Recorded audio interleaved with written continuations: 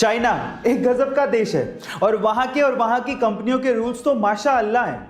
वहां की कंपनी ने अपने कर्मचारियों के लिए एक टॉयलेट पॉलिसी निकाली है। इस पॉलिसी के तहत अगर किसी कर्मचारी को एक से ज्यादा बार टॉयलेट जाना है तो उसको अपने बॉस की परमिशन लेनी होगी और बॉस की परमिशन के साथ साथ उस पे 20 युआन यानी कि 220 रुपए का एक जुर्माना भी लगेगा जो कि उसके बोनस से काटा जाएगा।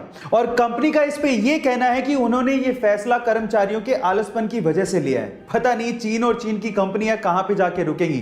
केजीएफ और यश की दीवानगी सर चढ़ के बोल रही है और उसी का आलम यह है कि केजीएफ चैप्टर 2 के टीजर ने यूट्यूब पे एक नया ही रिकॉर्ड बना दिया है। जी हां गाइस, महज 2 दिन के अंदर 100 मिलियन व्यूज और 6 मिलियन लाइक्स के साथ ये यूट्यूब का अब तक का मोस्ट ट्रेंडिंग टीजर बन चुका है। और ये रिकॉर्ड आज तक किसी बॉलीवुड मूवी तो छोड़िए, हॉलीवुड मूवी ने भी हासिल नहीं किया है। और आज की डेट में ये टीजर यूट्यूब पे 135 मिलियन व्यूज के साथ और लगभग 6.7 मिलियन लाइक्स के साथ नंबर 1 पे ट्रेंड कर रहा है। इसके पहले तक ये रिकॉर्ड एवेंजर्स मूवी के नाम था। गाइस, एंट्री तो धमाकेदार है, लगता है मूवी उतनी ही शानदार होगी। साल 2018 में आई एक साउथ इंडियन मूवी के बाद लोगों की जुबान पे सिर्फ एक ही बात थी कि मार्केट में एक नया सुपर हीरो आया है। उस मूवी का नाम था केजीएफ चैप्टर 1 और हीरो यश, जिनका असली नाम है नितिन कुमार गौड़ा।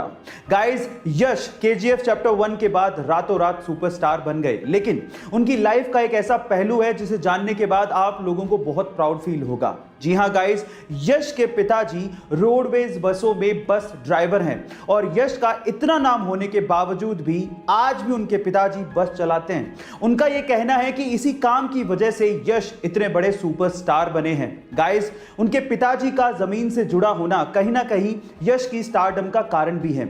आप मन के जीते जीत है और मन के हारे हार। आप लोगों ने कहावत तो सुनी होगी, चलो आज मैं इसका एक रियल टाइम एग्जांपल देता हूं।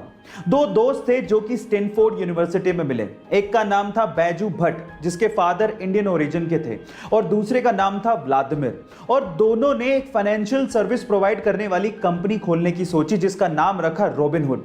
अब उसके लिए फंड चाहिए थे तो वो अलग अलग इन्वेस्टर्स के पास जाते फंड जनरेट करने के लिए, लेकिन कोई भी इस कंपनी में पैसा लगाना ही नहीं चाहता था। कम से कम 75 इन्वेस्टर्स ने साफ साफ मना कर दिया था इस कॉन्सेप्ट में पैसा लगाने के लिए, लेकिन फिर भी बैजू और व्लादिमीर दोनों ने हार नहीं मानी और आज वो कंपनी $20 बिलियन की कंपनी है। ओ माय गॉड, इसीलिए कहते हैं कि हिम्मत मत हारो और हार्ड वर्क करते रहो, क्या पता आपका वक्त कब बदल जाए। ऐसे इंटरेस्टिंग फैक्ट्स के लिए YouTube पे हमारे चैनल को सब्सक्राइब कर लीजिए और अगर आप Instagram पे देख रहे हैं तो मुझे फॉलो करना मत भूलिएगा। मिलते हैं अगली वीडियो में।